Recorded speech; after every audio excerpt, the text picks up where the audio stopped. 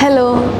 അപ്പോൾ നിങ്ങൾ ആരെങ്കിലും ചിന്തിച്ചിട്ടുണ്ടോ, ഇപ്പോൾ അവസാന സമയമായി, ഇനി ഒരുപാട് കാര്യങ്ങൾ നോക്കാനുണ്ട്, ഒരുപാട് ചാപ്റ്റേഴ്സ് നോക്കാനുണ്ട്, ഇതിൻ്റെ ഇടയിൽ ഏതെങ്കിലും ടഫായിട്ടുള്ള ചാപ്റ്റേഴ്സ് അല്ലെങ്കിൽ തീരെ അറിയാത്തൊരു ചാപ്റ്റർ ഞാൻ സ്കിപ്പ് ചെയ്യട്ടെ എന്ന് എപ്പോഴെങ്കിലും നിങ്ങൾക്ക് തോന്നിയിട്ടുണ്ടോ? ഇപ്പം അതിൽ മെജോറിറ്റി ആൾക്കാരും ചിന്തിക്കുന്ന ഒരു ചാപ്റ്ററാണ് പി ബ്ലോക്ക് സ്കിപ്പ് ചെയ്യട്ടെ എന്നുള്ളത്. ഞാനും ചിന്തിച്ചിട്ടുണ്ടായിരുന്നു പഠിക്കുന്ന സമയത്ത് സ്കിപ്പ് ചെയ്താലോ എന്നുള്ളത്. പക്ഷേ ഞാൻ ആദ്യമായിട്ട് എക്സാം എഴുതാൻ പോയ സമയത്ത് ഞാൻ അങ്ങനെ ചിന്തിച്ചിട്ടുണ്ടായിരുന്നു. പക്ഷേ ഞാൻ റിപ്പീറ്റ് ചെയ്ത് എക്സാം എഴുതാൻ പോയ സമയത്ത് ഞാൻ അങ്ങനെ ചിന്തിച്ചിട്ടില്ല.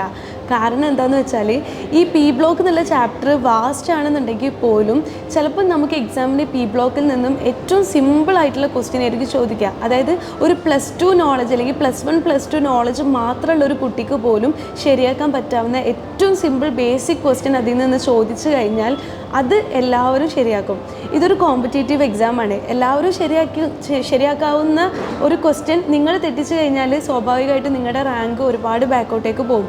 അപ്പം എല്ലാവരും ശരിയാക്കാൻ ചാൻസ് ഉള്ളൊരു സാധനം നമ്മൾ തെറ്റിക്കാൻ പാടില്ല. അതുകൊണ്ട് പി ബ്ലോക്ക് ഒരു ചാപ്റ്റർ വലുതാണെന്ന് വിചാരിച്ച് നമ്മളത് സ്കിപ്പ് ചെയ്യാൻ പാടില്ല. അത് നിങ്ങൾ മുന്നേ ഒരു തവണ പഠിച്ചിട്ടുണ്ടാവും എന്തായാലും.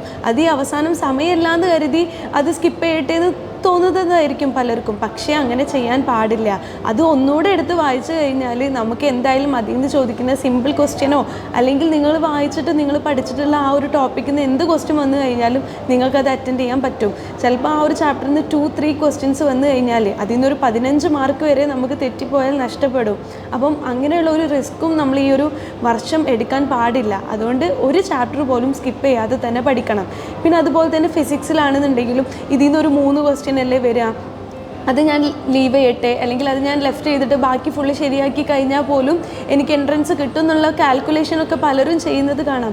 പക്ഷേ നിങ്ങൾക്ക് ആ ചാപ്റ്ററിൽ നിന്ന് 3 പകരം 5 ക്വസ്റ്റ്യൻ ചോദിച്ചാലോ ഈ വർഷം, അല്ലെങ്കിൽ ബാക്കിയുള്ള ക്വസ്റ്റ്യൻസ് നിങ്ങൾക്ക് ഫുള്ള് ശരിയാവുന്ന ഒരു ഉറപ്പില്ലല്ലോ.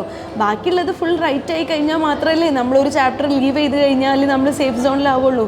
സോ ബാക്കിയുള്ളത് ഫുള്ളും റൈറ്റ് ആവാൻ ചാൻസ് ഇല്ലെങ്കിൽ നമ്മൾ എന്തായാലും എല്ലാ ചാപ്റ്ററും റിവൈസ് ചെയ്യുന്നതും എല്ലാ ചാപ്റ്ററും ഒന്നുകൂടെ എടുത്ത് നോക്കുന്നതാണ് നല്ലത്. അപ്പം ആരും ഇനി ഞാനൊരു ചാപ്റ്റർ ലെഫ്റ്റ് ചെയ്യാൻ പോവുകയാണെന്നുള്ള ആ ഒരു ആറ്റിറ്റ്യൂഡ് കീപ്പ് ചെയ്യേണ്ട. എല്ലാ ചാപ്റ്ററും നോക്കിക്കോ. നിങ്ങൾ നോക്കുന്നതിൽ നിന്ന് എന്തായാലും ഒരു ക്വസ്റ്റ്യൻ ഉറപ്പായിട്ടും വരും. അത് നിങ്ങൾക്ക് അടിപൊളിയായിട്ട് അറ്റൻഡ് ചെയ്യാനും എക്സാം സമയത്ത് പറ്റും.